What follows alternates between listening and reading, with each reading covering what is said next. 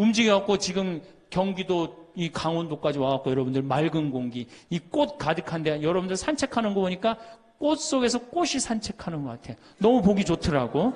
얼마나 좋아요. 물고기는 물 속에서만 살 수 있어요. 그렇죠? 근데 우리는 하늘도 날고 땅도 걷고 바다도 들어가고 인간으로 태어난 게 얼마나 풍요로워요. 인간은 굉장히 풍요로운 존재예요. 생명력에 있어서. 그 풍요로움을 내가 마음껏 누리고 느끼고 살아가는 사람이 있는가 하면은 뒷방에 처박혀갖고 원망하고 분노하고 저주하는 사람, 그리고 살아가는 사람이 있어요. 여러분 어느 걸 선택하시겠어요? 먼저 거를 선택하시는 게 굉장히 중요해요. 그래서 항상 감사해라. 세 번째, 대화해라. 이게 100년 살 사람들의 숙제 중에 숙제입니다. 대화가. 왜냐하면 이게 30년 공자님 시대엔 평균 연령이 38세였어요. 대화할 시간이 어디 있어요. 애 놓고 애 키우고 그러다 죽기 바쁜데. 근데 지금 애가 다 직장에 다니고 손자 손녀까지 낳는데도 내가 죽어야 안 죽어요. 그러면 그 많은 시간 뭐하고 살 거예요? 그 많은 시간 대화하고 살아야 돼. 나하고 영적으로 맞는 사람하고 이야기하는 거 굉장히 중요합니다. 영적으로 맞는 사람이랑 대화하는 거. 나는 우리 신부들하고 대화하는 거 참 좋아하는데, 나는 우리 그 동기 신부들도 뭐 친한 편이지만은 우리 선배들하고도 많이 친해요. 내가 아주 좋아하는 신부 베드로 신부가 작년에 나하고 북유럽을 여행을 가기로 했는데, 이 신부가 몸이 아파갖고 다시 복귀를 해. 그러니까 이제 다시 본당 신부로 발령을 받아서 이렇게 일반 여행을 가기 싫고 성지순례를 가고 싶었나 봐요. 나하고 약속을 깨고 저는 혼자 북유럽을 가고 이 신부는 메주고리를 갔다 왔어요. 메주고리를 갔다 왔는데 내가 이제 교구청 강의 나가거나 교구에 강의 나갈 일이 있으면 그 집에서 잠을 잘 자요.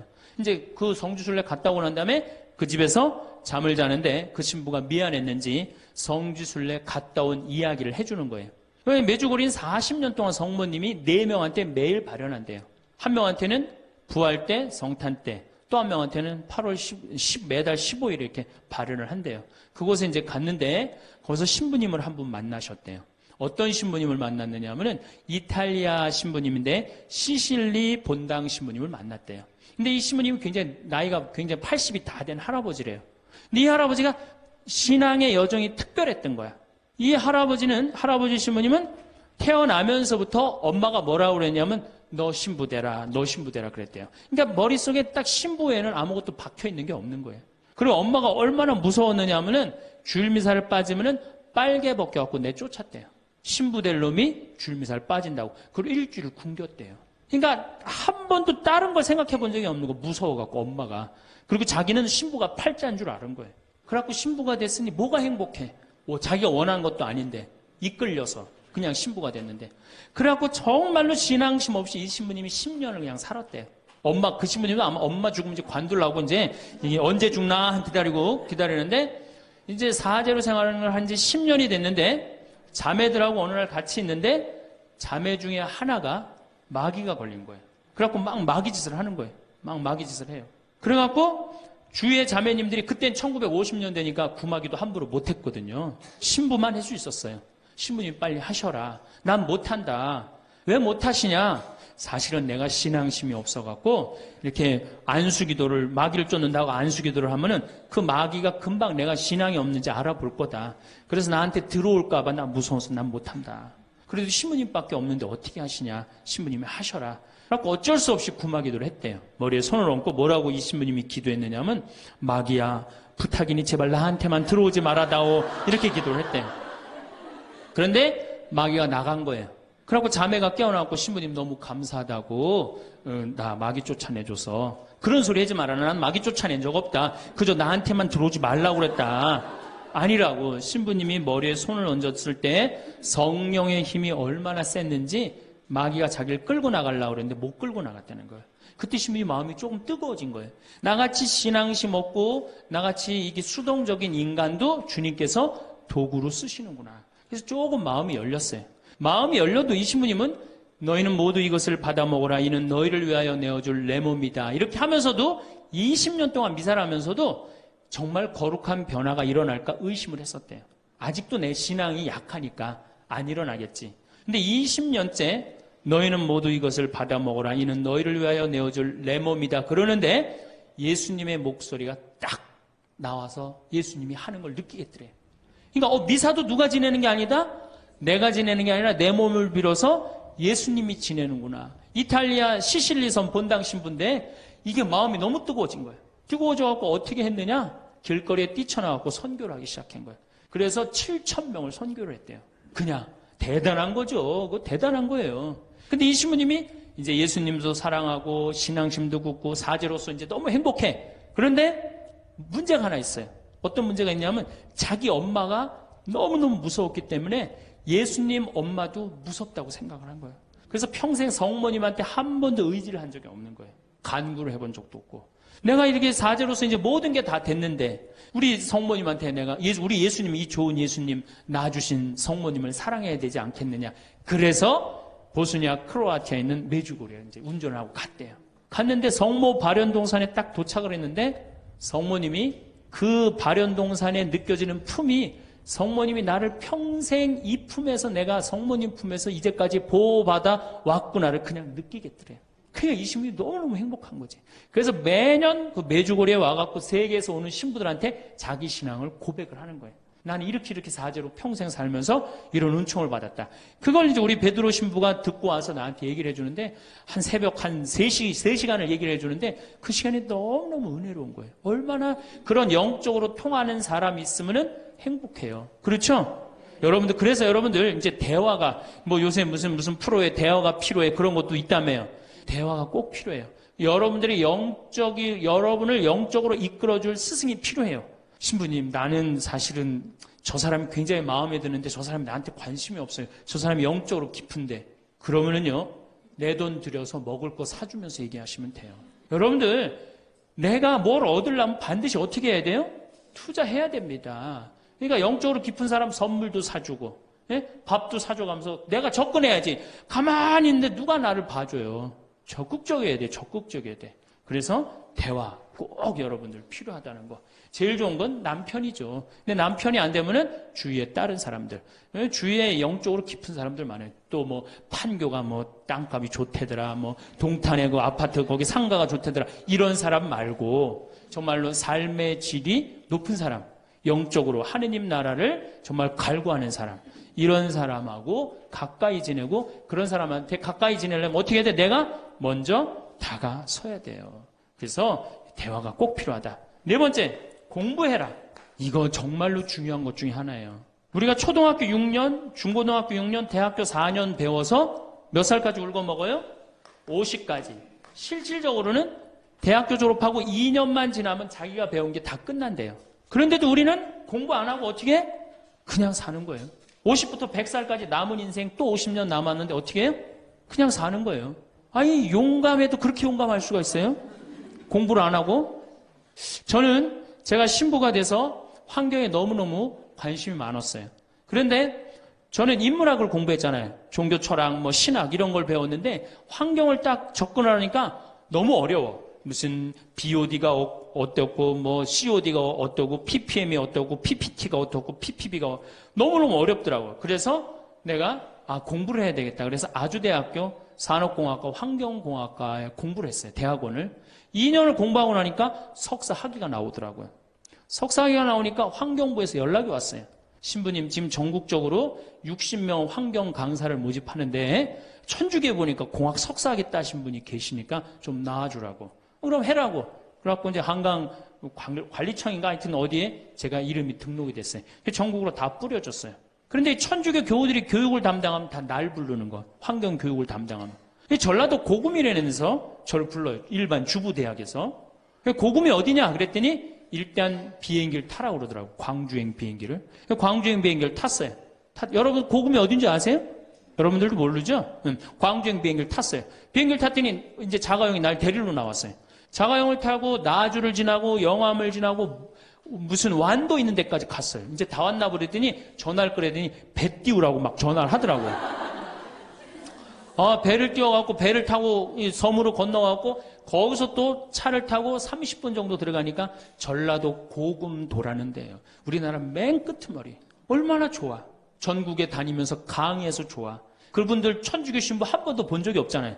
신부가 와서 환경 강의하니까 선교해서 좋아. 강서료 받아서 좋아. 또 거기 멸치가 주산지라고 멸치 선물 받아서 좋아. 공부하면요, 여러분들 할 일이 너무너무 많고 인생이 너무너무 다이나믹한 인생이 기다려져요. 호스피스를 배워도 되고 무슨 공예를 배워도 되고 자수를 배워도 되고 수지침을 배워도 되고 도자기를 배워도 되고 플룻을 배워도 되고 남은 인생이 50년이란 말이에요. 50년. 여러분도 50년이 짧아요? 앞으로? 그런데 공부 안 하고 그냥 버티고 그냥 살 거예요? 이제 공부하셔야 돼요. 공부를 하셔야만이 여러분들의 인생이 행복해집니다. 5번째, TV 시청을 반으로 줄여라. 이게 이제 문제 중에 문제예요. 제가 전전 시간에도 TV에 대한 얘기를 했지만 현대의 하느님이 누구예요?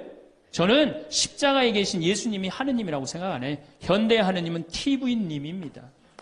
가정방문 다녀보면은 거실 정가운데 누가 모셔져 계셔요? 텔레비전님이 모셔져 계셔요. 텔레비전님이 모셔 계신데 소파는 누굴 향해서 배열되어 있어요? 텔레비전님을 향해서 배열. 말씀하십시오. 당신 종이 듣고 있나이다. 텔레비전님이 시키는 대로 다 합니다. 마가 좋으니 마를 사 먹어라. 그럼 다음날 다 줄 서서 마 사 먹고, 도라지가 좋으니 도라지를 사 먹어라. 그러면 또 다 도라지 사 먹고. 텔레비전이 시키는 대로 하는 거예요. 아침에 일어나고 누구한테 제일 먼저 문안 인사드려요? KBS님 밤새 안녕히 주무셨습니까? 사실 평화방송에 인사하는 경우들은 좀 나아요. 그래도 아침에 아침 미사도 하고 그 새벽에 성모님 강의도 나오고 묵주기도도 나오고 그러잖아.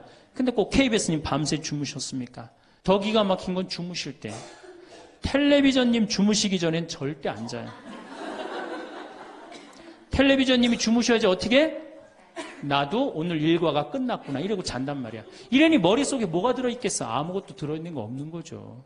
머릿속에 책을 읽어야 될 거 아니야. 책을. 우리나라 사람들처럼 책 안 읽는 사람 없어요. 10명 중에 4명이 1년에 한 권도 안 읽는데요.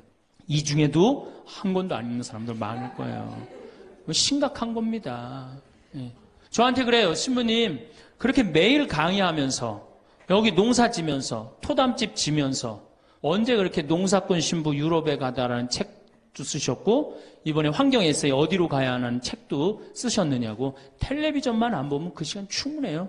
여러분들 하루에 3, 4시간씩 무슨 일 집중해서 한 6개월 하면은 무슨 일 만들어내지 않겠어요? 얼마나 우리가 텔레비전 하늘만큼 땅만큼 끝나고 무슨 재미로 사나 했더니 미우나 고우나라네. 미우나 고우나 오늘 또 무슨 재미로 또 살아요? 또 다른 거예요. 엄마가 뿔났다 이거 봐요. 보고 살아요? 여러분들 텔레비전은요 좀 미안한 얘기지만 구조가 똑같아요.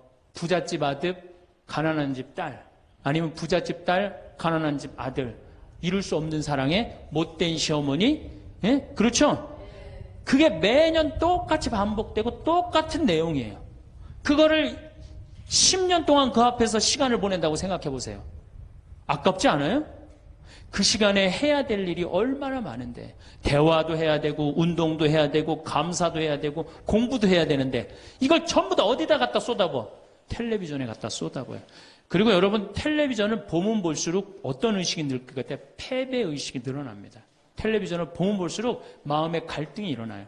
제가 유럽의 가정에 초대를 받아서 이렇게 가보면요 거실에 텔레비전 있는 집 하나도 없어요. 쇼파는 다 어떻게 서로 마주보게 배열되게 돼 있어요. 근데 우리나라는 완전히 텔레비전에 완전히 미쳐 있어요. 그러니까 이 2개만 치면 여러분들 행복합니다. 자식하고 텔레비전만 치시면은 여러분들은 행복할 수 있어요. 6번째, 신앙생활을 해라. 자, 우리가 현대를 살아가면서 정말로 우리가 인간이 정말 최고로 잘난 것 같고 요즘 과학기술을 보면 정말 못하는 게 없는 것 같잖아요. 근데 왜 석유값이 뛰고 왜 굶어 죽는 나라가 37개국이 생기고 그래요? 이건 하느님을 잃어버렸기 때문이에요. 하느님의 진리에 따라 인간이 살지 않으면 인간은 원하지 않는 방향으로 갑니다. 하느님께서 원하지 않는 방향뿐만 아니고 인간 본성이 원하지 않는 방향으로 가요. 우리가 저는 여기서 살면서 이 산을 보면서 강을 보면서 항상 하느님한테 감사해요. 저 하느님 너무너무 감사합니다. 이렇게 맑은 공기 주셔서 감사합니다. 이 아름다운 세상 주셔서 감사합니다. 감사하다 보면 우리가 조금 뭐라 그럴까요? 겸손해져요. 근데 이게 다 자기 것인 줄 알고 막 파괴하기 시작하면요. 자연이 파괴되면 결국은 누가 파괴돼요? 인간이 파괴되는 거예요. 그러니까 우리가 하느님께 가까이 가면은 자연도 일치가 되는데 하느님으로부터 멀어지면 멀어질수록 자연도 파괴되는 거예요. 그래서 여러분들 신앙생활 하십시오. 아까 제가 천주교 조금 욕을 했는데 그래도 천주교 괜찮아요. 아주 뭐 제가 보기에는 무슨 뭐 우리 교우들 어두운 데로 안 끌고 가요. 더욱이 내 동창 중에 또 옛날에 죽산성당 아시죠? 죽산성지 있는 데 있죠? 거기 내 동창 신부가 그 본당 신부로 있었는데 그 신부 너무 재미난 얘기를 해줬어요. 아니 옆에 30년 동안 개신교 다니던 할머니가 어느 날 개종을 했대요. 성당으로.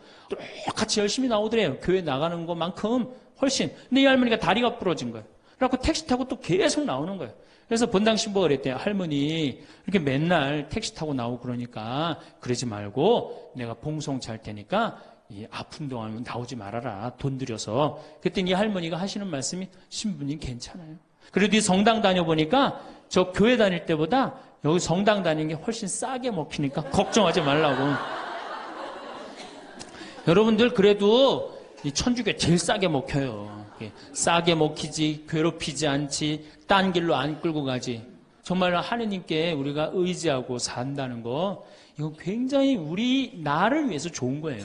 또 우리가 이 세상 사는 목적이 뭐냐면 내 영혼 구원이에요. 나중에 이제 귀에 있으면 제가 한 번 더 말씀을 드릴 텐데 죽어서 영혼의 세계는 반드시 있습니다. 그 영혼의 구원을 위해서 우리가 간구해야 돼요. 그래서 신앙생활은 행복을 위해서 가장 기초 중에 기초라는 거. 7번째, 웃어라. 이게 웃는 게요. 우리가 행복으로 가는 길에 최고의 지름길이에요. 웃는 게. 그런데 우리나라 사람들이 잘 안 웃어요. 얼마나 안 웃느냐면 내가 이제 이렇게 도시에 나가고 엘리베이터를 타요. 엘리베이터를 타면은 얼굴 모르는 형제가 이렇게 눈이 마주쳐도 제가 웃어줘요. 빵긋 웃어주면은 저쪽에서 같이 싹 미소를 줘주면 참 좋을 텐데 저쪽에 있는 남자가 딱 내가 빵긋 웃어주면 어떻게 하냐면은 내가 저놈을 어디서 봤더라 이러는 표정으로 날 쳐다보는 거예요. 근데 여러분들 유럽을 가고 제가 뭐 미국을 가고 아프리카를 가고 파푸아 뉴기니를 가고 인도를 가도 눈 마주쳐갖고 제가 웃어주면 다 웃어줘요. 근데 절대 안 웃는 나라가 우리나라예요. 얼굴 모르는 사람 이렇게 마주쳐갖고 웃으면요. 심지어는 여기 우리 생태마을을 찾아오는 사람도 제가 웃어줘도 안 웃어요. 그만큼 경직되어 있는 거예요. 여러분들이 간지러움을 태우고 수술한 사람이랑 마취를 하고 수술한 사람이랑 깨어날 때 누가 덜 아플 것 같아요? 놀랍게도 간지러움을 태우고 수술한 사람이 덜 아프다는 거예요. 웃는 게 우리한테 그만큼 좋은 거예요. 근데 이게 이제 50대 된 여인한테 이제 저 여인이 인생을 어떻게 살았느냐 안 살았느냐가 딱 보여요. 50대 된 여인이 막 항상 웃고 그런 얼굴은요. 50대 되면 얼굴 뭐 오똑하고 눈 이거 다 똑같아. 얼굴이 그 얼굴을 다. 그런데 늘 웃고 살아온 자매는요. 참 예뻐요. 편안해 보이고. 주름이 한 560개 정도 이렇게 탁 하면서 얼굴이 굉장히 편안해져요. 근데 이게 안 웃은 여자는 주름이 17개밖에 안 생긴대요. 그러니까 560개면 자갈자갈자갈하니 이쁜데 부담스럽지 않은데 17개면 얼마나 부담스러워요. 이마에 칼자국 나인 거지 쫙 굵은 주름 여기 쫙. 이 사람은요 웃어도 무서워요. 예, 웃어도 무서워요. 그러니까 여러분들 웃으면서 사세요. 제가 보통 강의를 이렇게 다니면 일반 주부대학 이렇게 강의를 달 때는 아해모 어해줘요. 얼마나 잘 웃는지 몰라요. 근데 내가 일반 공무원들 이렇게 강의를 갈 때가 있어요. 특히 무슨 뭐 이렇게 과장들 뭐 이런 그런 분들 한 번은 한 200명을 강의를 했는데 죽는 줄 알았어 내가. 2시간 내내 한 번도 안 웃는 거예요. 내 강의를 듣고. 그런데 여러분들 남녀 수명의 차이가요 6년이 납니다. 6년이. 여성이 83세, 남성이 76세. 이제 뭐 6년, 7년이 나요. 저는 그 원인이 어딨나 가만히 생각해 보더니 여자는 참 잘 웃어요. 깔깔거리면 자기네들끼리. 남자는 직장에 가도 안 웃고 집에 와도 안 웃고 그러니까 빨리 죽는 거야. 여러분들 오늘 여기서 많이 웃었으니까 내가 보기에는 120살이 아니라 123살까지 살 것 같아요. 네. 오래 살으면 안 되긴 안 되는데 안 죽는 걸 어떻게 해요? 이제 안 죽는 걸 어떻게 해요? 나도 그거 잘 아는데 여러분들 민주주의하고 공산주의가 결정적으로 갈린 이유가 뭐라고 생각하세요? 승패가 어디에 있다고 생각하세요? 저는요, 공산주의를 이렇게 보면요, 웃음이 없어요. 그렇죠? 가만히 생각하면, 공산주의 생각하면, 소련, 동독, 뭐 이런 거 생각하면 웃음이 있어요, 없어요? 없죠? 그런데, 민주주의 생각하면, 유머가 있고, 웃음이 있고, 영화를 봐도 즐거운 영화만 있잖아요. 공산주의는 막 딱딱하고, 결국은 그래서 망한 거예요. 인간은요, 웃느냐, 웃지 않느냐에 따라서 행복이 결정됩니다. 여러분들이 늘 웃고 산다, 그럼 여러분들은 행복의 길로 가는 거예요. 여러분들도 인상 쓰고 산다, 그럼 여러분 불행의 길로 가는 거예요.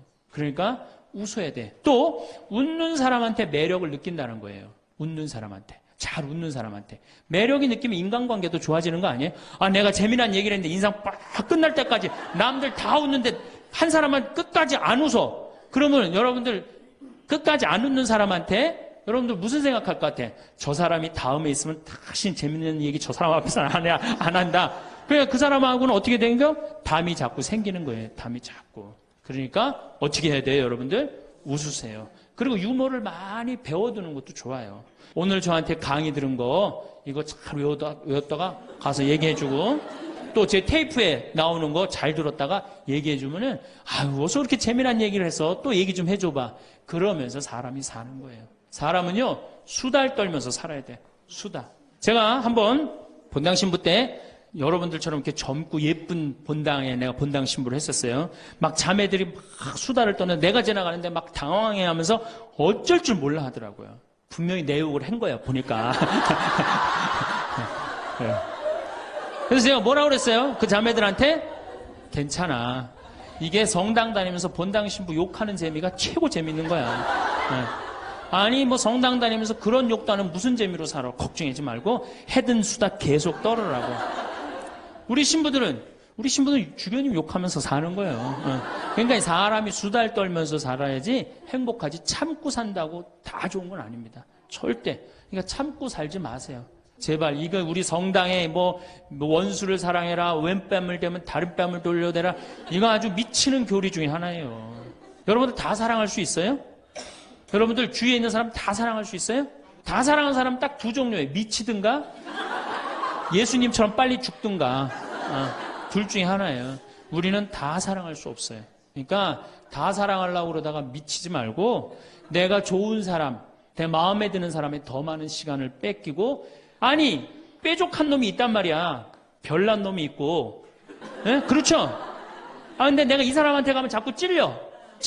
그런데 성당에 갔는데 서로 사랑하시오 그래갖고 다음에 또 갔는데 여기 또 찔려.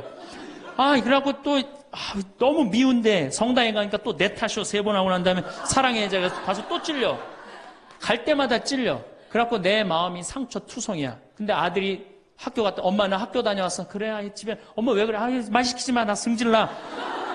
여러분들 차라리 그렇게 찔리는 게 나아요. 그 사람을 안 보고 기쁜 마음으로 있다가 아들을 기쁘게 맞이하는 게 나아요. 이 사람 안 만나도 여러분들 인생 안 망가져요. 이 사람 안 만나도 억지로 가서 그 찔리지 마시고 안 만나면 시간이 지나면 이 사람 이뻐져요.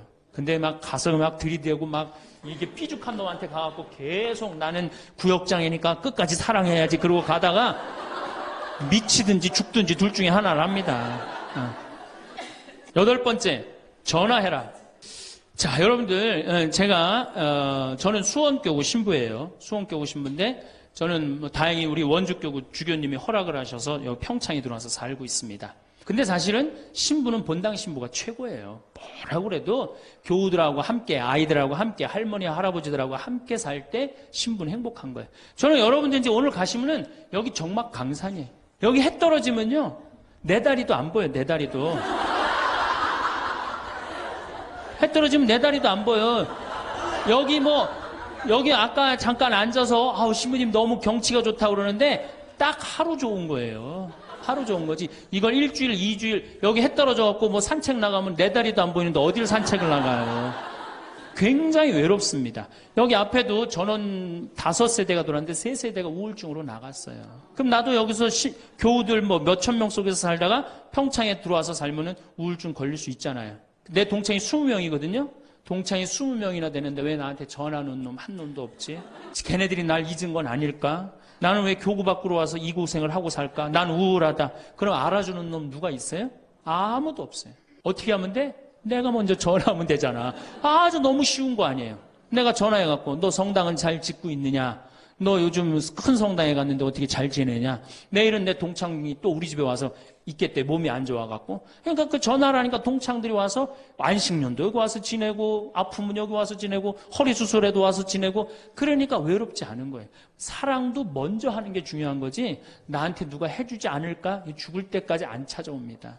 남녀의 사랑 문제가 아니라 인간이 살아가면서 그런 거예요. 그러니까 내가 먼저 전화하라는 거예요. 굉장히 중요한 거. 내 동창 중에 지금 복음화국장, 우리 수원교구 복음화국장 내 동창인데 얘가 로마로 유학을 갔어요.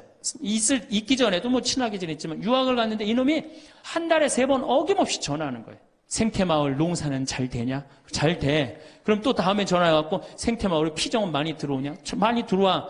또 다음에 전화하고 너 몸은 안 아프냐? 안 아파. 다음 달에 또 전화해. 생태마을 피정은 많이 들어오냐? 생태마을이 농사는 잘 되냐?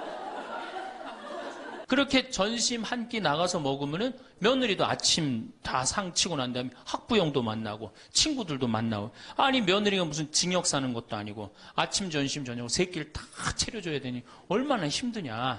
그때는 이 할아버지 저한테 화를 내는 거예요. 신부님 난 노인정 가기 싫다는 거예요. 아니 왜 노인이 노인정 가기 싫으냐. 그때는 이 할아버지가 저한테 명언을 했어요. 무슨 명언을 했냐면 형들이 심부름을 시켜서 가기 싫다는 거예요.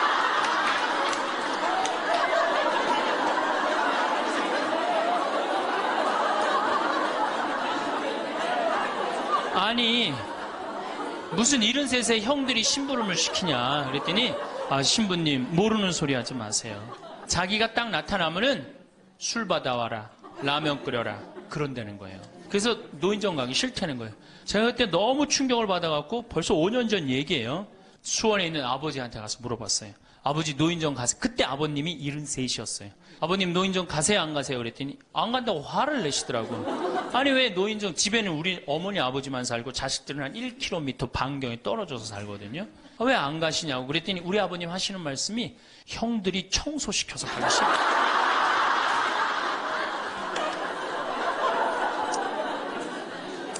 제가 알아보니까 75살 이하를 청노인이라고 그래요. 청년 노인이라는 거예요. 청년 노인. 이제 안 죽어요. 제가 여기 3년 전에 수원 고등동 성당에 95살 먹은 할머니가 오셔갖고 래프팅 하고 가셨어요. 배 타는 거 있죠? 그래서 내가 그때 그랬어. 할머니 참 죽기 전에 이렇게 래프팅도 하고 가니까 너무 좋다고 그랬더니 그 할머니가 나도 원이 없다고 이렇게 이 나이에 래프팅 배 타고 강에 래프팅을 했다고. 작년에 97인데 또 와서 또 하고 갔어요. 그러니까 여러분들 100살 산다는 거 지금 막연한 얘기가 아니에요. 여러분들 100살 산다는 게 확실하게 여러분들은 앞으로 남은 인생이 50년 남아있어요. 이렇게 오래 살 줄 모르고 지금부터 이제 중요한 얘기예요. 지금부터 잘 들어요. 지금부터 이렇게 오래 살 줄 모르고 있는 돈 없는 돈 자식한테 다 물려줬어. 얼마를 물려주느냐. 이게 이제 큰일이에요. 자식 대학 하나 졸업시키는데 2억 5천 들어갑니다. 둘 졸업시키면 5억이에요. 부부가 은퇴해서 죽을 때까지 우리가 지금 필요한 현금이 5억이에요. 자식 둘 대학만 안 보내면 뭐예요? 딱 노후대책연금 딱 확보하는 거예요. 그런데 우리가 지금 자식들 정말로 보낼 애들을 대학에 보내느냐. 지금 여러분들 20대 실업자가 100만 명이 넘어요. 걔네들 다 대학 나온 애들이에요. 독일은요. 얘가 똑똑하고 안 똑똑하고 중학교 때 갈라버려요. 그래서 대학 나오는 사람 별로 없어요. 그리고 중학교 때 머리 나쁜 놈은 어떻게 해? 아니 기술 배워갖고 기술을 배워갖고 월급 별 차이 없어요. 근데 우리는 돌머리든 돌머리가 아니든 다 대학을 가잖아요. 그러니 이름으로 대학은 나왔고 기름칠하는 일을 하기 싫고 그냥 취직을 안 하는 거죠. 이걸 한량이라고 그럽니다. 한량. 그러니까 공장에는 일할 사람이 없고 실업자는 흘러넘치고 그래서 공장에 일할 사람을 채우기 위해서 캄보디아, 베트남에서 사람들이 오고 이게 우리나라가 망조로 가는 길 아닙니까? 여러분들 대학 공부할 애들이 사실은 몇 명이나 돼요. 그러니까 내가 깡통이야. 깡통인지 안 깡통인지 여기 지금 젊은 엄마들 꽤 왔는데 딱 보면 알아요 몰라요? 알죠? 내가 정말로 1등을 하는 애인지 꼴등을 하는 애인지 금방 드러나잖아요. 여러분들이 포기를 못해서 그렇지. 이 깡통한테 있는 돈 없는 돈 다 쏟아붓어. 그래갖고 이 깡통이 천재가 되면 모르는데 겨우 원서만 넣으면 되는 대학을 나왔단 말이야. 그래갖고 취직을 못해. 그래갖고 놀고 있어. 근데 중요한 건 내 주머니가 이 깡통한테 쏟아 넣느냐고 내 주머니가 뭐가 됐어? 깡통이 됐어. 이 집 뭐 하는 집안이에요? 깡통 차는 집안 되는 거예요. 생각 잘 하셔야 됩니다. 태양은 두 번 아름다워요. 뜰 때 아름답고 질 때 아름다워요. 근데 태양은 제가 뜨는 태양을 아주 구름 한 점 없는 뜨는 태양을 보면 뜰 땐 후딱 떠버려요. 이상하게. 근데 질 때 보면은 참 하얘 험없이 져요. 우리 인생하고 똑같아요. 우리도 태어날 때 귀한 대접을 받고 죽을 때 귀한 대접을 받아야 돼. 근데 태어날 때는 후딱 뜨는데 이게 죽을 땐 60부터 죽지도 않으면서 참 하염없이 진단 말이에요. 그러니 여러분들 이렇게 돈도 안 모아놓고 죽지도 않고 이 문제 심각하지 않아요? 나이를 먹으면 세 가지가 이제 고통이 옵니다. 첫 번째, 몸이 아파요. 그렇죠? 60년, 70년 썼으면은 눈도 안 보이고 귀도 안 들리고 허리도 아프고 그렇죠? 네, 아픈 데 많아요. 그러니까 자꾸 짜증을 부립니다. 짜증을 자꾸 부리고 신경질을 자꾸 부려요. 그러니까 할머니들이 나이를 먹으면 먹을수록 도사가 돼야 되는데 나이를 먹으면 먹을수록 점점 애가 돼가는 거예요. 그러니까 손자, 손녀들이 맨날 할머니 보고 우리 할머니 맨날 신경질 부린다고. 생각해보세요. 머리 하얗지, 얼굴 쭈글쭈글해지, 이빨은 빠져갖고 여기도 쭈글쭈글해지. 웃어도 전찬을 판국에 거기서 막 신경질 부리고 짜증 부리면 어느 자식이 그걸 보면서 행복해하고 오랫동안 좋은 마음으로 모실 수 있어요. 그래서 저는 90살 넘은 장례미사, 90살 먹은 할머니 장례미사를 본당 신부가 해줬는데 며느리가 70이다. 그러면은 본당 신부는 장례미사 하자마자 바로 교황청에 연락해갖고 이 70 먹은 며느리, 90살까지 모시고 산 이 며느리 바로 교황청에 연락해서 시성식 해줘야 돼. 이 며느리. 본당 신부 꼭 할 일이에요. 기적심사 필요 없어요. 그냥 90살까지 모시고 산 것만 해도 뭐예요? 기적이에요, 기적. 안 버리고. 제가 어저께 식사하면서 잠깐 그런 얘기 들었는데 필리핀에 자식이 집 팔고 들어오면은 모시겠다고 그러는데 버린 자식이 있었다며요.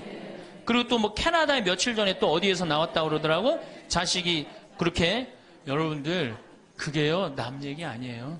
여기 노인대학 많이 온다고 그러죠. 제가 노인대학은 1박 2일을 합니다. 그럼 제가 이런 강의를 끝나면 절 찾아오는 할머니들이 참 많아요. 신부님 내 얘기입니다.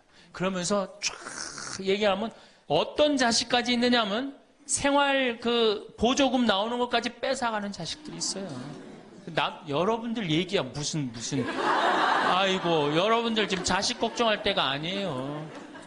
자, 몸이 아프면은 이제 이가 이제 문제가 생겨요. 그렇죠? 치과에를 갑니다. 치과에를 갔더니 의사 선생님이 하시는 말씀이 할머니 틀니로 하려면 300만 원, 걸으려면 500만 원, 임플란트로 하려면 3천만 원입니다. 이 돈 있어요, 없어요? 없습니다. 그러니까 추석 전에 아들한테 전화를 합니다. 한 달 전에 얘야 내가 요새 이가 아파갖고 소화도 안 되고 골도 아프고 잠도 안 온다. 그럼 아들놈이 딱 알아들어야 돼요. 우리 어머니 이가 없어서 나한테 이해해달라나 보다. 이렇게 알아들어야 되는데 지금 40대, 50대, 30대 된 자식들 중에 자기 어머니, 늙은 노모, 노부, 어금니 몇 개 빠진 거 아는 사람 얼마나 있어요? 없어요. 열어보지 않는 한 얼마나 알아요? 여러분들 지금 우리 엄마, 아버지 어금니 정확하게 몇 개 빠진 거 아는 분들 몇 분이나 계세요? 없어요. 얼마 전에 한 분이 손 들고 나는 안다고 그러더라고. 어떻게 아냐고 그러니까 몽창 빠져갖고 하나도 없어.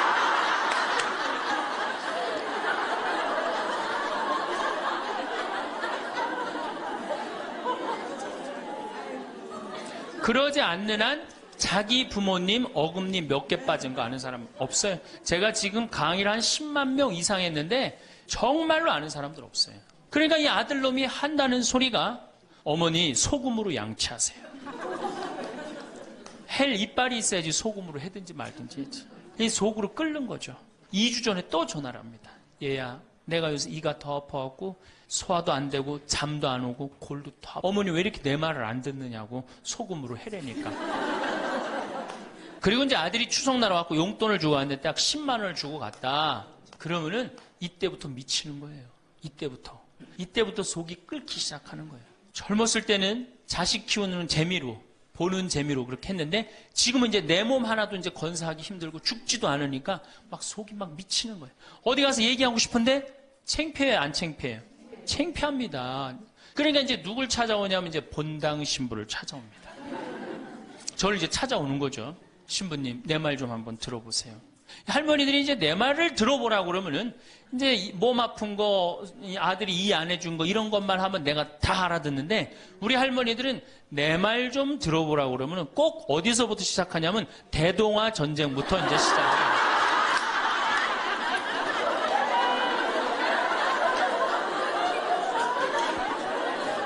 이래야지 이제 속이 풀리는 거예요.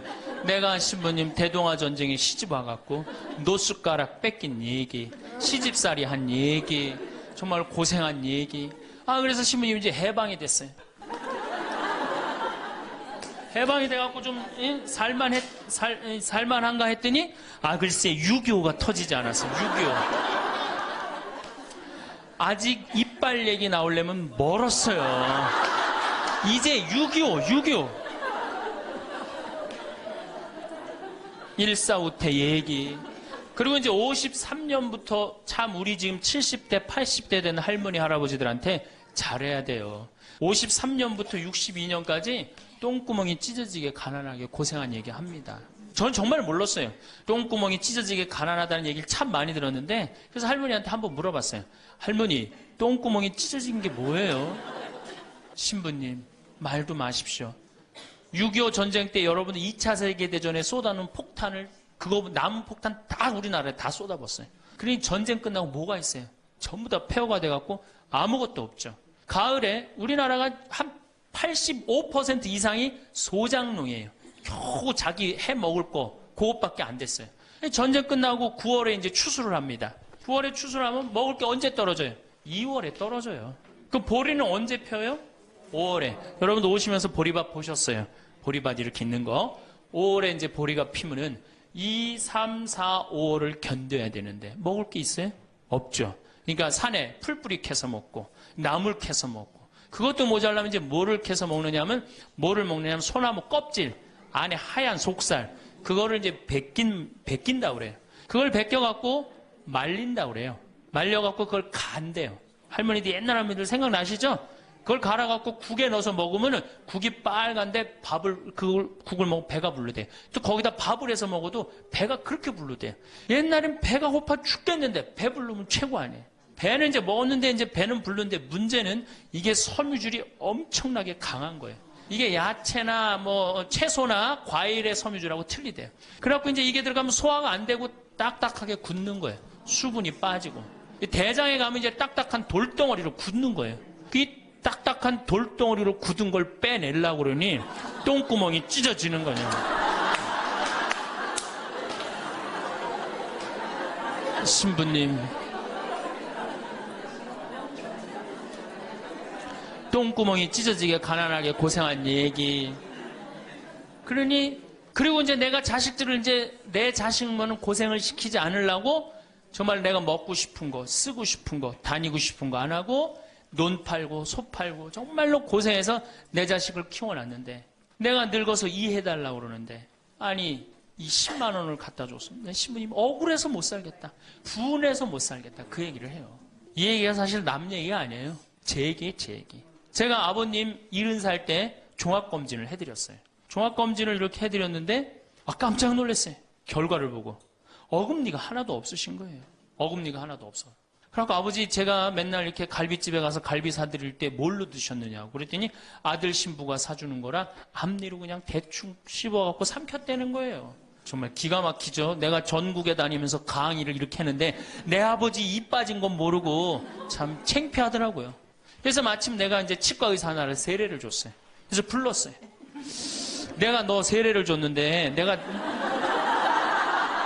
네 세례를 주면 내가 네 영적인 아버지다. 근데 우리 육적인 아버지가 이가 하나도 없다. 돈은 내가 요것밖에 없으니까 네가 아버지다 생각하고 완벽하게 해놔라. 뭐 가장 정성을 들여서 해놔라. 내가 뭐 그 병원도 축성도 해주고 다 해줬으니까. 그래갖고 정말 아버지 하듯이 아버지라고 그래라 그냥. 그래 아버지 아버지 하듯이 거의 1년 동안 매주일 공사를 한 거죠. 그래갖고 완벽하게 해드렸어요. 그 다음부터 이제 갈비집에 가도 이제 심지까지 뜯어 드시고, 그 다음부터 이제 지리산 꼭대기까지 뛰어 올라갔다 뛰어내렸다. 두 번째, 친구가 없어요. 이거 아주 중요한 겁니다. 몸 아픈 거. 우리나라가 OECD 국가 중에 노인 자살률이 1위입니다. 누구보다 높아요? 일본보다 2배가 높아요. 일본은 고독사 하기로 유명한 나라예요. 늙어서 혼자 죽기로 유명한 나라예요. 근데 우리나라는 그 나라보다 자살률이 2배가 높아요. 왜? 경제적인 이유 때문에. 왜? 여러분들 여기 이제 할머니 할아버지들 몇 분 계신데, 자, 내가 돈에 주머니가 없어. 그럼 바깥에 나가고 싶어 안 나가고 싶어요? 당연히 안 나가고 싶어요. 아, 내가 저 모임에 나가갖고 뭘 한번 얻어먹었어. 그 다음에 내가 그 친구한테 사줘야 되는데 내가 돈이 없어. 그 다음 만나게 돼요? 안 만나게 돼요? 나이 먹어갖고 돈이 없으면 자신이 없어져요. 자신이 없어져요. 그러니까 여러분들 자식 초등학생이 학원비가 50만 원, 지금 중학생이 70만 원, 고등학생이 90만 원이에요. 그러면은 내가 이 90만 원 중에 20만 원만 떼어서 어머니 용돈 줘봐. 우리 어머니 신나서 살걸? 근데 내 자식 학원비 90만 원 안 갖고 오는데 부모 30만 원 용돈? 여러분들 지금 자식들이 부모한테 용돈 얼마 주는 줄 아세요? 1년에 100만 원 줘요. 그 나누면 8만 원이야, 8만 원. 그걸 받으려고 있는 돈 없는 돈 대동아 전쟁부터 고생해가면서 그렇게 키워요? 이제는 부모 자식지간의 효의 개념은 끝났어요. 효는 끝났다고 그래요. 많은 사회학자들이 효는 끝났다. 사랑만 남아있다는 거예요. 이 얘기도 이제 제가 곧 할 거예요. 자, 친구가 없으니까 속이 좁아져요. 그렇게 했어요? 안 그렇게 했어요? 아니, 친구들이 있으면 얘기도 좀 하고 속도 풀고 그러면 속이 좀 이렇게 맺혔던 것도 풀잖아요. 집안에서 이제 친구가 없으니까 가만히 방 안에서 이제 뒷방 벽에 이제 어느 학자가 우리나라 노인을 뭐라 그래요? 쥐처럼 깜깜한 방에서 웅크리고 앉아있다고 그래요. 우리 할머니들이 내가 봉송체 가면 하고 있는 일이 깜깜한 방에서 진짜 웅크리고 앉아있어요. 쥐처럼. 그러니까 할 일이 뭐가 있어? 벽에다가 인생 복귀하는 거죠. 대동아 전쟁 생각하고 한숨 한 번 쉬고 6.25 생각하고 한숨 한 번 쉬고 이빨 안 해준 거 생각하고 한숨 한 번 쉬고 여름에 냉면을 먹고 싶어. 그러면은 큰아들이 사줄래나 둘째 아들이 사줄래나 막내 아들이 사줄래나 기다리는데 한 놈도 안 사줘. 그러면 언제 그걸 갖고 있다가 터트려요? 추석 때 터트립니다. 내가 옆집 할망구는 그 자식들이 와서 갈비도 사주고 냉면도 사줬다는데 나는 자식이 6, 7인데 나한테 냉면 사주는 자식 하나도 없다고. 냉면이 얼마나 해요? 5,000원, 10,000원이면 하죠? 그럼 자기 돈으로 사 먹으면 되는데 우리 할머니, 할아버지들은 자기가 자기를 위해서 돈 쓰는 걸 할 줄 알아요? 몰라요? 몰라요. 정말 이거 큰 문제예요. 냉면 먹고 싶으면 상해 가서 사 먹으면 될 거 아니야. 그런데 그걸 기다리고 앉아있어요. 그러니까 한을 쌓는 거지. 5,000원을 가지고. 큰아들이 사줄래나 둘째 아들은 사 먹으면 되는 걸. 그럼 행복한데. 그래갖고 이제 냉면 못 얻어먹은 거. 아들이 이제 퇴근해갖고 들어옵니다. 아들이 퇴근해갖고 들어오면요. 참 문제는 뭐냐면은 아들이 들어오면은 어떻게 하면 돼? 내가 여러분들 나이 먹어갖고 싸움을 안 걸면요. 자식들이 말을 안 해줍니다. 그러니까 아들하고 싸움을 거는 거예요. 너 이빨 10년 전에 안 해줘갖고 나 이거 쪼글쪼글 해갖고 이제 아무것도 못 한다고 그러더라. 아들이 듣다 어머니 그만하세요. 한 번만 하면 100번째예요. 그럼 이게 안 먹히나 보다 그래요. 방에 들어왔고 또 이제 벽에다 복귀한 것 중에 그래 냉면 못 얻어먹은 거 들고 쫓아나가. 옆집 할망구 냉면도 얻어먹었다는 난 냉면도 못 얻어먹었다. 그럼 아들이 한마디 합니다. 어머니 그러려면 나가 죽어라. 몸 아프죠? 친구 없죠? 뭐만 남으냐면 자존심만 남습니다. 근데 그 자존심에 나가 죽어라? 그럼 미치는 거예요. 어디 가서 자식이 나가 죽으라 그러는데 얘기할 때가 있어요, 없어요? 여러분들 나가 죽으라 그러는 거 아들이 50%, 며느리가 16%, 딸이 14%, 그 다음에 늙은 부부가 서로 나가 죽으라고 20%. 나가 죽으라는 말 듣는 비율이 그렇대요. 그냥 어디 가서 얘기하긴 창피하고 또 이제 본당 신불 또 찾아옵니다, 이제. 그래서 저한테 얘기를 해요. 신부님 내 말 좀 들어보라고. 이제 할머니가 이제 또 내 말 좀 들어보라고 그러면 이제 또 대동아 전쟁부터 이제 시작을 합니다. 해방, 6.25, 똥구멍이 찢어지게 가는. 내가 이렇게 키웠는데 나부로 나가 죽으라고 그런다고. 이제 늙었으니까 필요 없다고 나부로 나가 죽으라고 그런다고. 여러분들 그런 소리 이제 듣습니다. 왜 죽지도 않고 이렇게 오래 사느냐고 분명히 자식들한테 그런 소리 들어요. 100살까지 산다고 생각해봐요. 그것도 자식한테 얹혀서 100살 산다고 생각해보세요. 이제는 자식하고 늙어서 같이 산다는 생각은 꿈도 꾸면 안 돼요.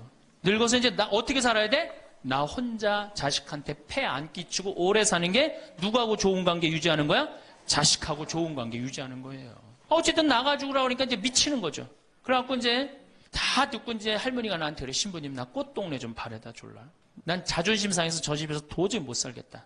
그럼 내가 할머니한테 그래. 할머니 꽃동네는 아무나 가는 게 아니에요. 안 돼요. 그저 새벽에 그 꽃동네 앞에 내려다만 주면 그다음부터 내가 다 알아서 할 테니까 신부님은 꽃동네 앞에까지만 바래다 달라. 내가 이제 다 듣다가 할머니한테 그래요. 할머니 그 자식 키웠을 때 속상한 적 있었어요? 없었어요? 속상한 적 많았죠. 7살, 10살 미운 오리 새끼 그때 말 안 들을 때 할머니 그 아들한테 속상하면 뭐라고 그러셨어요? 그렇지 나가 죽어라 그랬죠. 네. 할머니 그냥 나가 죽으라고만 그랬어요? 아니요. 나가 되져라. 그러면 7살, 10살 먹은 자식이 자존심이 안 상했겠느냐. 자존심이 상했지만 그 아이는 참고 살았다. 참고 살았다. 너무 엄마가 천하의 엄마가 나가주고 그랬지만 나갈 때가 있어야지 걔가 나갈 거 아니야. 자존심이 상했지만 참고 살았다. 이제 누구 차례다? 할머니가 참고 살 차례다. 아들도 나가주고라 그랬을 때 참고 살았다면 이제는 할머니가 나가주고라 할 때 참고 살 차례다. 지금 나가면 누가 할머니를 걷어줄 거냐. 오로지 부모라는 이유 하나로 한 집에 살아주는 것만 해도 고맙게 생각하고 할머니가 할머니의 노년을 할머니의 남은 생애를 준비하지 못한 할머니 잘못이다. 누구 탓할 거 아무것도 없다. 그럼 무슨 생각을 하는지 가서 참고 살아요. 참고 살아야지 어떻게 할 거야. 이제 안 죽으면서 진짜 문제가 발생합니다. 여기 뒤에 계신 분들 잘 들으세요. 우리나라는 안사람, 바깥사람 제도가 있어요. 그렇죠? 그래갖고 안사람은 안에서 애 놓다 죽었어요. 그렇죠? 애 키우다. 우리나라 지금도 변함없습니다. 안사람은 안에서 애 키우냐고 정신이 없어. 남편 신경 안 씁니다. 바깥사람 바깥에서 돈 벌다 죽었어요. 옛날에는 부부 갈등이 없었어요. 왜? 만날 일이 있어야지. 안사람 안에서 애 놓다 죽고 바깥사람 바깥에서 돈 벌다 죽었으니까 만나야지 갈등이 생길 거 아니야. 서양은 20대 만나갖고 안 맞으면 30대 바꾸고 30대 만나갖고 안 맞으면 40대 바꾸고 40대 만나갖고 안 맞으면 50대 바꾼 부부가 애인같이 살아요. 근데 우리는 한 번도 맞춰본 적이 없어. 위해준 적도 없고. 제가 재작년에 그 스톡홀름을 여행을 갔었는데 비행기 시간이 오래 좀 하루를 거의 기다렸어야 돼요. 그래서 이제 저녁 비행기를 타려고 저녁 한 5시쯤에 라운지에서 이제 음식을 시켜서 먹고 있는데 내 앞에 60쯤 된 초로의 할아버지하고 초로의 할머니가 서로 끌어안고 뽀뽀를 하는데요. 이 남자가 이마야 눈에다 뽀뽀 한번 하고 I love you 하니 하고 입에다 뽀뽀하고 I love you 하니 하면 목에다 뽀뽀 1시간 이렇게 쪽쪽 빨아요.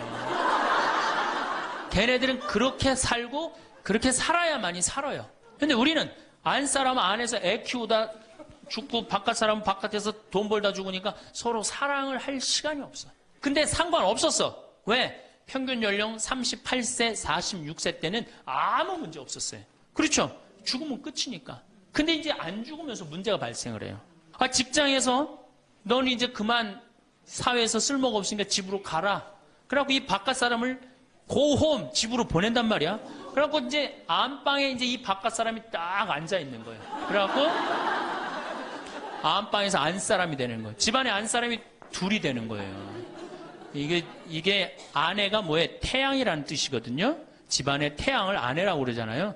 이 집안의 태양이 둘이니 이게 사이가 좋아요. 그리고 우리 남자들이 여자한테 하니 I love you 뽀뽀 쫙쫙 했다면서 그렇게 해요. 여러분들 사랑한다는 얘기 들어요 안 들어요? 이게 우리의 큰 문제예요. 사랑한다는 말도 안 듣고. 이 우리나라 남자들은 부인을 위한 이벤트를 할 줄 몰라요. 그러니까 이게 어떻게 있느냐 하면 가을 젖은 낙엽 땅바닥에 붙어 있듯이 쫙 부인한테 붙어 있으면서 밥새끼 따박따박 그냥 받아먹고 끝난단 말이야. 설거지를 하기라나 뭘 하기라나. 그러니 미치는 거죠.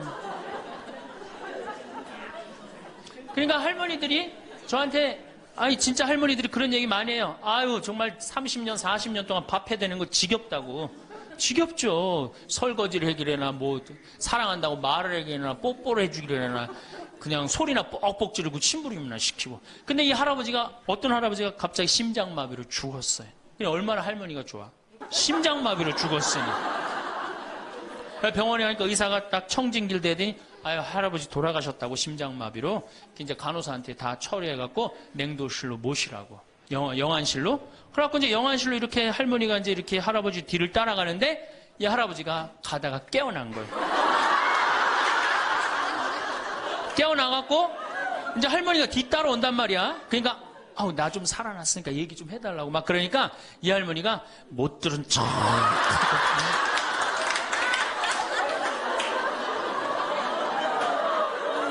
할아버지가 조금 있으면 완전히 이제 냉동고로 들어가게 생겼단 말이야. 말은 안 나오고 더 애절하게 나 좀 살아났으니까 얘기 좀 해달라고. 그러니까 이 할머니 하시는 말씀이 할아버지 다리를 치면서 이 양반아, 의사가 죽었대는데 왜 이렇게 말이 많으냐고.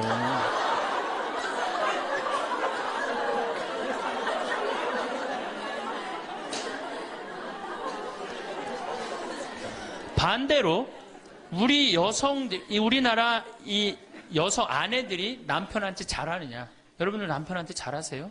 여러분들 남편이 바깥에 나가면 왕 대접받는 남편이 얼마나 있을 것 같아요? 없습니다. 그럼 층층샷 나가면 섬기는 사람이에요. 굽신거려야 되는 사람이고. 근데 아침에 출근할 때 정말로 내 남편이 전쟁하러 나가는데 정말로 왕 대접하고 내보낸 부인이 얼마나 돼요? 이러지 않으면 다행이지. 머리 막 부시시 해갖고 막 사자 머리를 해갖고 머리 끝에는 밥풀 하나 딱 이렇게 붙여놓고 여보 다녀와. 퇴근을 했는데 아직도 그 부시시한 머리를 가지고 테레비를 보고 앉아있다. 어느 남자가 집에 들어오고 싶겠어요. 여기 평창에 대유라는 룸사롱이 오픈했어, 작년에. 서울 아가씨 항시 30명 대기 이렇게. 그러면 여러분들 남편이 어디 가면은 왕대접 받아요. 그러니까 여러분들이 남편을 룸사롱으로 내모느냐 집안으로 끌어들이냐 누구한테 달려있는 거야? 여러분들한테 달려있어. 그런데 그래서 일주일에 한 번 남편을 위해서 요리를 하라는 거예요. 부인이. 정말로 지혜로운 부인은 요리를 한 번씩 하라는 거예요. 그래서 낙지볶음도 하고. 요새 그 텔레비에 보면 뭐 이렇게 홍어 이렇게 삭힌 것도 많이 홈쇼핑으로 보내주잖아요. 딱 해갖고 삼합 딱 해갖고 와인 하나 딱 준비하고 이브닝 드레스도 좀 쫙 입고.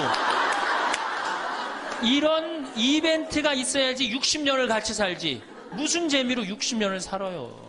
이건 뭐 김치찌개 한번 해줬단 말이야. 부인이 저녁에 김치찌개 해줬는데 다음날 아침에 출근할 때 보니까 그거 졸여갖고 이제 또 내놨단 말이야. 저녁에 퇴근할 갖고 왔는데 그걸 볶아갖고 또 내놨어.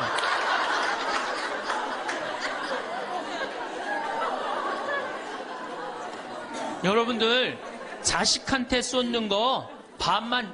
집값이 떨어진 지금 이 상황을 그냥 넘기면 평생 후회하실 수 있습니다.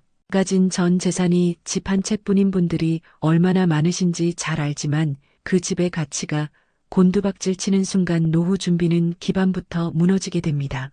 청춘 다 바쳐 일했는데 남은 게 집 한 채뿐이라면 지금 이 시점에서 어디서 어떻게 살아야 노후를 버틸 수 있는지 냉정하게 판단하지 않으면 안 됩니다.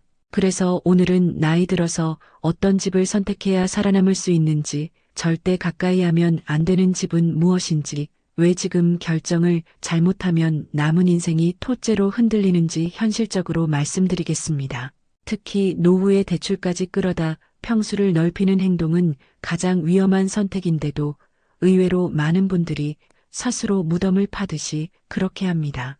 남들 보기에 체면 차린다고, 자식 손주들 올 때 좁아 보이면 안 된다고, 사돈에게 보여줄 집채면 생각한다고 스스로를 올가매지만 정작 그 넓은 평수 유지비와 대출하자는 본인 통장에서 빠져나갑니다. 은퇴 후에 월급이 끊기거나 수입이 일정치 않으면 불안해지는데도 대출 금리는 계속 올라가고 관리비는 불어납니다. 게다가 본인 돈 100%로 넓힌다고 해도 문제가 끝나는 게 아닙니다. 평수가 커지면 관리비, 난방비, 유지보수까지 줄줄이 올라가는데 노후엔 그 모든 게 곧 부담입니다. 자식들이 결혼하고 손주들이 놀러 올 거라 기대하면서 큰 집으로 가는 분들도 많지만 현실은 냉혹합니다. 요즘 자식들은 명절에 와도 자고 가지 않습니다. 부모 집보다는 호텔, 숙박업소가 더 편하다고 생각하고 제사 끝나면 금세 떠납니다. 예전처럼 며칠씩 붙어 있는 시대가 아닙니다. 그런 현실도 모르고 사돈 눈치 채면 걱정하며 빚을 무기로 집을 키우는 건 노후를 스스로 갉아먹는 선택일 뿐입니다. 가진 게 집 한 채라서 그거라도 믿고 있었는데 부동산 시세 떨어지는 속도 따라 가슴이 매일 타들어가는 분들도 많습니다. 남 얘기 아닙니다. 지금도 그런 선택 때문에 손발이 묶여 사는 분들이 전국에 깔려 있고 본인이 그 당사자가 될 가능성도 있습니다. 그래서 실수를 반복하지 않기 위해 노후주거 선택할 때 반드시 고려해야 할 핵심 기준 6가지를 꼭 알아야 합니다. 첫 번째는 10평도 안 되는 초소형 집은 피해야 한다는 점입니다. 60대 이후엔 자녀들이 떠나고 부부만 살거나 혼자 사는 경우가 많지만 그렇다고 무턱대고 10평 미만으로 줄이면 생활 자체가 불편해집니다. 정부 실버 임대주택이나 오피스텔 중에는 79평대도 많지만 그 정도는 사람에게 필요한 최소한의 정신적 안정성을 확보하지 못합니다. 최소 10평 이상은 되어야 겨우 물건을 놓고 숨 돌릴 수 있으며 복지적 공간이라 부르는 이유도 그 때문입니다. 노후에 가장 적합한 구조는 10평에서 20평대의 소형이지만 오락, 병원, 시장, 모임 장소 등이 가까워야 생활이 됩니다. 또 공간이 작더라도 부부라면 각자 쓸 수 있는 방이 있어야 노화 방지에 필수인 숙면이 보장됩니다. 코 고는 소리, 생활 패턴 충돌로 수면의 질이 떨어지면 몸과 마음이 동시에 늙습니다. 부부라도 혼자 쉬고 싶을 때 혼자 있을 수 있는 여지는 반드시 필요합니다. 두 번째는 복지관 근처를 선택해야 한다는 것입니다. 우리나라에선 집값을 학군으로 따지지만 초고령 사회인 일본은 복지관 근처가 비쌉니다. 이유가 뭘까요? 노인들이 복지관에 가면 교육, 식사, 돌봄, 취미, 의료 지원까지 한 번에 해결되기 때문입니다. 내가 아직 복지관 갈 나이 아니라고 생각하실 수도 있지만 은퇴 후엔 시간이 많아지고 무료함이 몰려오면서 결국 어디론가 의지할 곳이 필요해집니다. 취미가 있어도 비용 부담 때문에 오래 못 가고 물가가 올라가면 밖에 나가기도 겁납니다.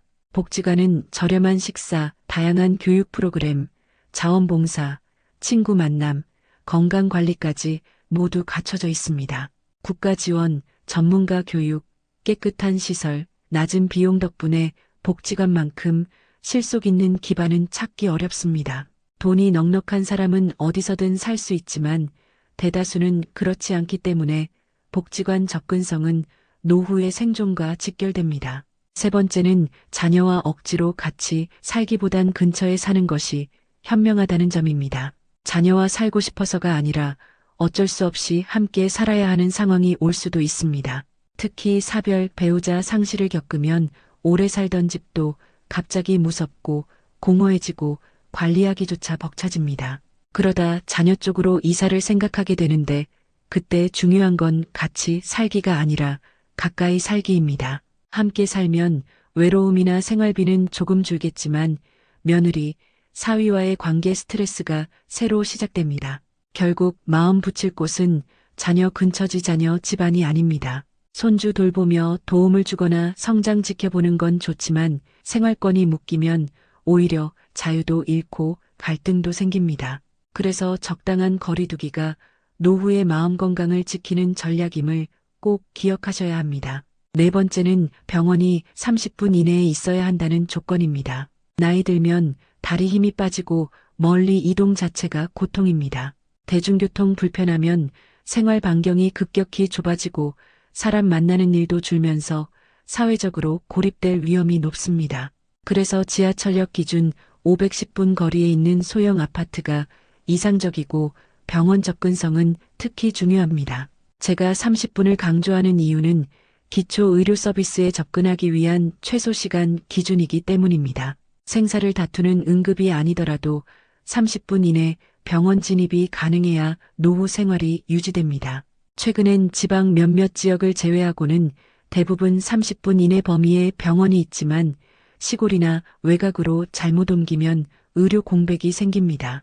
결국 집값이 떨어지는 현실 앞에서 지금 살고 있는 곳을 지켜야 하는지 아니면 조건 맞는 곳으로 재정비해야 하는지 선택을 미루면 끝까지 끌려다니게 됩니다. 지금 이 순간 대출로 키운 집, 체면 때문에 유지하는 평수, 자녀에게 보여주기 위한 허세, 이런 것들을 당장 내려놓고 노후를 위한 현실적 조건부터 다시 보셔야 합니다. 조금만 늦어지면 기회는 사라지고 몸은 따라주지 않고 병원, 복지, 이동성, 비용, 외로움 모든 게 한꺼번에 덮쳐옵니다. 지금이 마지막 점검 시기입니다. 이 6가지 기준을 모르면 남은 노후가 통째로 흔들립니다. 지금까지의 선택과 고정관념을 당장 의심하셔야 사는 동안 버틸 수 있습니다. 병원에 갈 때마다 자녀 손을 붙잡고 같이 다닐 수 있다고 생각하시면 큰 오산입니다. 젊을 때는 내가 알아서 다니면 되겠지 싶지만 막상 70이 넘어가면 몸이 내 마음 같지 않고 잔병치레가 늘면서 병원을 들락날락하는 일이 일상이 되기 때문에 결국 집을 고를 때 가장 먼저 고려해야 할 조건이 병원과의 거리입니다. 가까운 의원 하나 있다고 안심하시면 안 되고 혈압, 당뇨, 심장질환, 관절 문제, 치매 검진 같은 만성중증 질환으로 인해 큰 병원에 가야 하는 일이 수시로 생기기 때문에 최소한 30분 안에 대형 종합병원이나 대학병원에 갈 수 있는 곳이어야 합니다. 특히 자녀가 항상 모시고 다닐 수 없다는 현실을 인정해야 하니 버스나 지하철 등 대중교통 접근성이 확보된 지역이 훨씬 유리합니다. 누구나 공기 좋고 조용한 전원 생활을 꿈꾸지만 막상 아프고 움직임이 불편해지면 택시 하나 잡기도 힘든 외딴 동네에서 병원 한번 가려고 발을 동동 구르는 상황이 금방 옵니다.